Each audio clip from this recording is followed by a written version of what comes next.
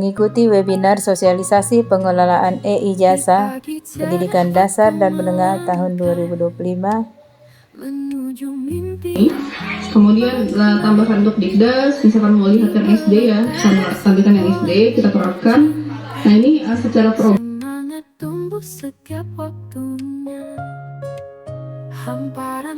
adalah warga negara yang sudah menjalankan kewajibannya, mulai menyelesaikan proses pembelajaran dari awal hingga akhir, hingga juga ditentukan kelulusan oleh sekolah.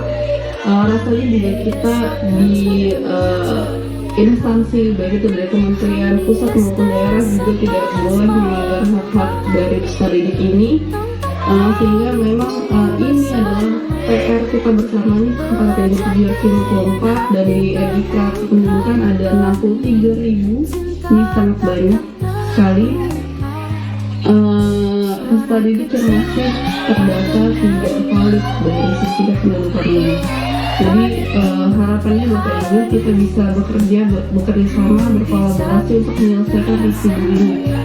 1,5 bulan memang rasanya waktunya sangat singkat ya, tapi mungkin saya rasa tidak ada hal yang tidak mungkin kalau misalnya memang kita bagi tugasnya, karena misalnya Bapak Ibu fokus di wilayah masing-masing penyelesaiannya, dan apabila misalkan tidak ada masalah tidak selesai itu bisa dieskalasi untuk kita diskusikan bersama, itu sangat memungkinkan. Kemudian untuk verifikasi sendiri itu bisa dilihat di sini residunya. Bapak Ibu bisa lihat di wilayahnya masing-masing. Di sini berapa banyak residu yang masih ada.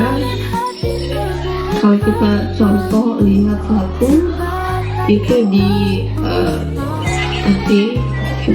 nah ini di DKI Jakarta itu masih ada satuan secara NISN masih ada 35 peserta didik. Seperti apa itu tidak ada format khusus dari pusat itu seperti apa, tidak menentukan formatnya.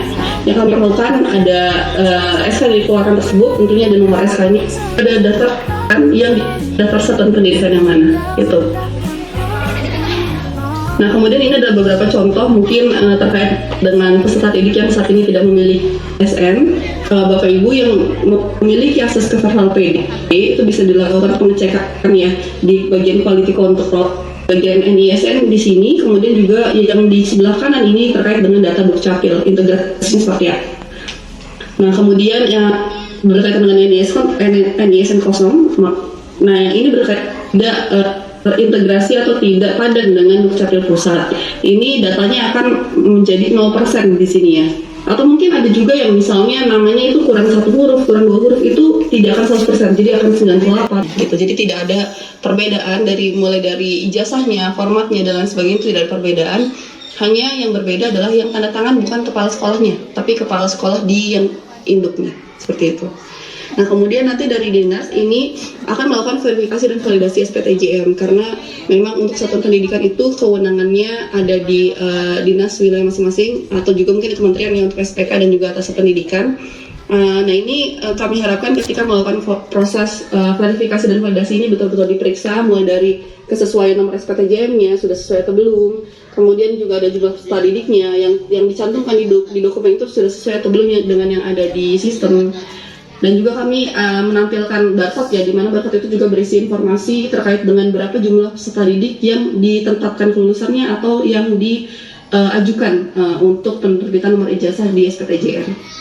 Kemudian, nah ini sedikit berbeda dengan Bapak Ibu.